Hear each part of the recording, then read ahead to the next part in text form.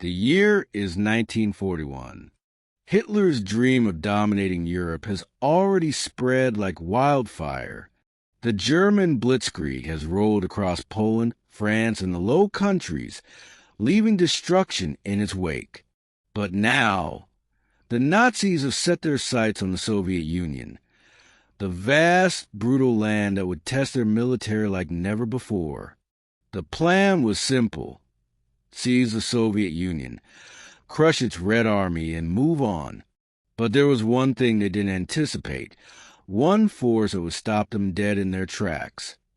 The Soviet winter, what was meant to be a swift victory, turned into a frozen nightmare. The soldiers of the Wehrmacht, the very men who had marched through Europe with ease, found themselves trapped by nature itself. The cold was unforgiving, the snow unrelenting, and the frost turned everything to ice, including their hopes of victory. This is the untold story of how nature itself halted the Nazi war machine, how the very forces of winter shattered the German army's confidence and turned Operation Barbarossa into a frozen, desperate struggle for survival.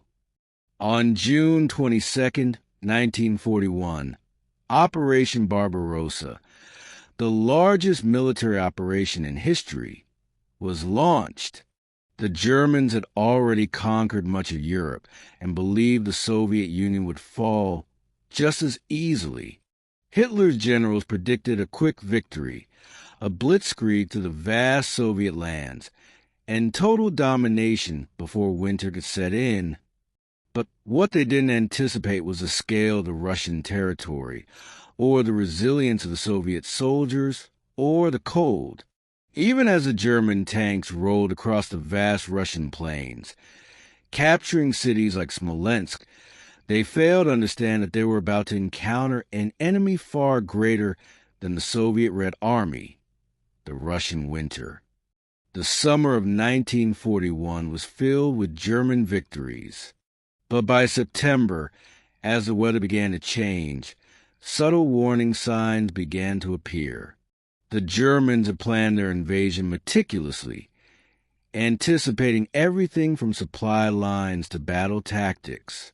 What they didn't plan for, however, was that their supply lines would be frozen solid before they could even reach their objective, Moscow. By the end of October 1941, the first signs of the Russian winter began to show. It started with a biting chill in the air, a sudden drop in temperature that no one had expected. And by November, what was once a swift, unstoppable advance had ground to a halt. The frost was here, and it was relentless. At first, the Germans ignored the warning signs. Their summer uniforms, designed for the warm weather Europe, were completely inadequate for the freezing cold of the Soviet steppes. But soon it became painfully clear that the cold was not just a minor inconvenience. It was a killer. By early December, the temperatures in the Soviet Union had dropped to minus 40 degrees Celsius. German soldiers who had once marched with ease were now struggling to even stand. Their boots froze to the ground, their rifles jammed. Their tanks became nothing more than ice-lock hulks. The vast Russian plains that they had once thought of as mere obstacles were now transformed into a frozen nightmare, slowing their advance and turning their soldiers into casualties of the very elements they had underestimated. As the first real blizzard set in, the soldiers of the Wehrmacht faced a fight unlike any they had encountered. No longer was it about strategy or military might. It was about sheer survival. The men who had once fought with the fire of victory in their eyes were now desperately trying to stay alive in temperatures colder than they had ever imagined.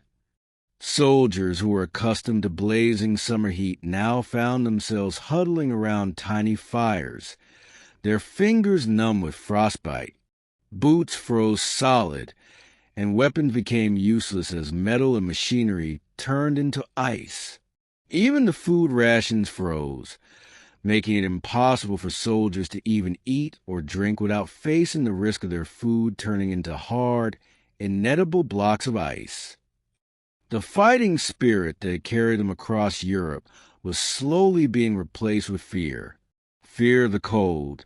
Fear of dying in a land that wasn't just foreign. It was hostile, unforgiving, and vast. The German soldiers were not just fighting a war. They were fighting to survive the brutal onslaught of nature itself. As the frost began to take its toll, it wasn't just the body that broke. It was the mind. Soldiers who had once been full of purpose began to question everything. Their morale plummeted. They were not just facing enemy soldiers.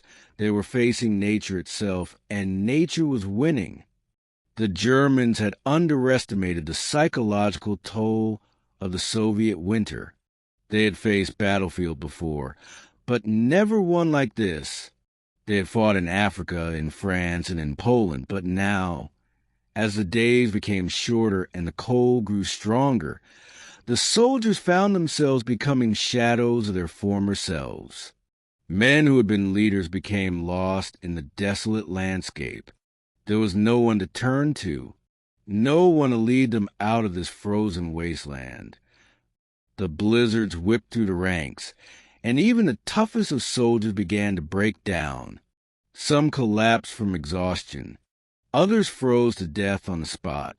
For many, the hope of a quick victory turned into a horrifying realization that they were no longer invincible.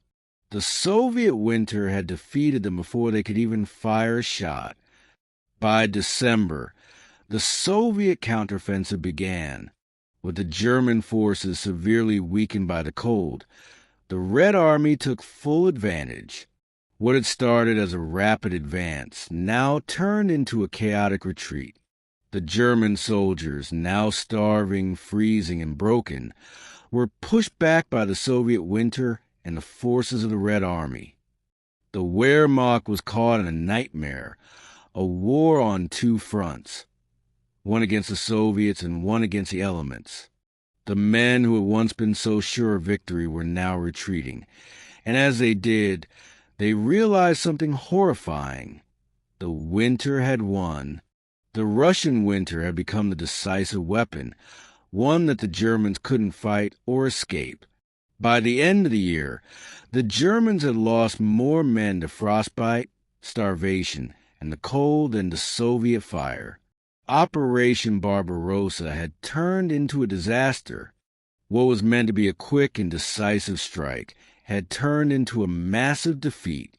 The dream of capturing Moscow was now a shattered illusion, and the German army was left reeling, forced to withdraw and lick its wounds. The Soviet winter had crushed the Nazi war machine.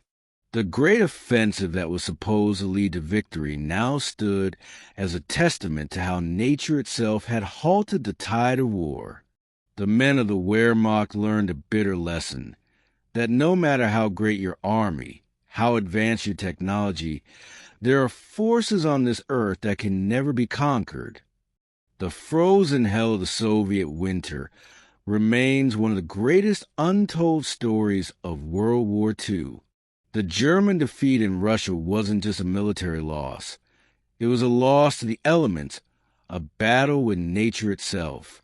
And while the Nazis eventually regrouped, they would never recover from the trauma of that brutal winter. Operation Barbarossa was not just a failed invasion. It was a painful, slow destruction of an army that had once been unstoppable.